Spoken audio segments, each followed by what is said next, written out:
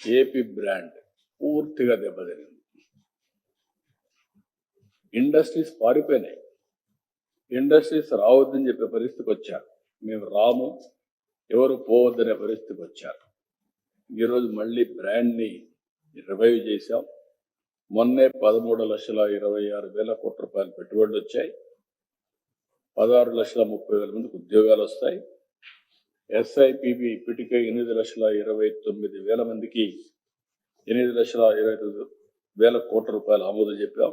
దీనివల్ల 7,62,000 మందికి ఉద్యోగాలు వస్తాయి.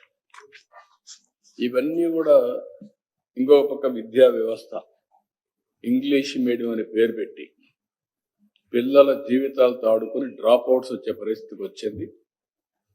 ఈరోజు మెగా పేటీఎం ఈ కార్యక్రమాలు పెట్టి నెక్స్ట్ లెవెల్కి వెళ్తున్నాం. ఒకప్పుడు ఆల్ ఇండియా లెవెల్లో టాప్ 5లో ఉండే విద్యా వ్యవస్థను నాశనం చేస్తే మళ్ళీ దాన్ని రివైవ్ చేసి టాప్ 3లో కానీ నెంబర్ 1 కానీ ఒక ఆల్టర్నేటివ్ ఎడ్యుకేషన్ ఆంధ్రప్రదేశ్ ఒక మోడల్గా తయారు చేయడానికి ప్రయత్నం చేస్తున్నాం. పల్లె పండుగ ఇలాంటి కార్యక్రమాలు పెట్టి రూరల్ ఇన్ఫ్రాస్ట్రక్చర్కి శ్రద్ధ పెట్టాం.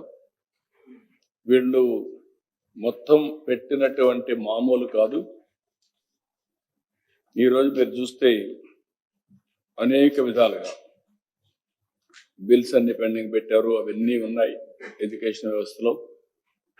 పల్లె పండుగలు అయితే విలేజెస్ అన్ని కూడా ఇన్ఫ్రాస్ట్రక్చర్ తయారు చేస్తున్నాం. ఇంకొక పక్కన 5 ఏళ్ళు ఒక్క రోడ్డు కానీ ఒక చెరువు కానీ ఏది కట్టలేదు, నిర్వీర్యం అయిపోయింది వ్యవస్థ. అవన్నీ రివైవ్ చేసి స్ట్రీమ్లైన్ చేస్తున్నాం. ఇలాంటి కార్యక్రమాలన్నీ చేయాలంటే మళ్ళీ మనకు మేము ఒక మాటలో చెప్పాలంటే 85 లక్షల మెట్రిక్ టన్నుల చెత్త వారసత్వంగా ఇచ్చిండారు.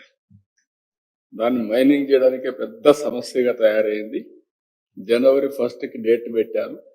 ఎక్కడ కూడా చెత్త లేకుండా చేసే బాధ్యత. అక్కడి నుంచి నెక్స్ట్ లెవెల్ కలెక్షన్ 100% చేయడం.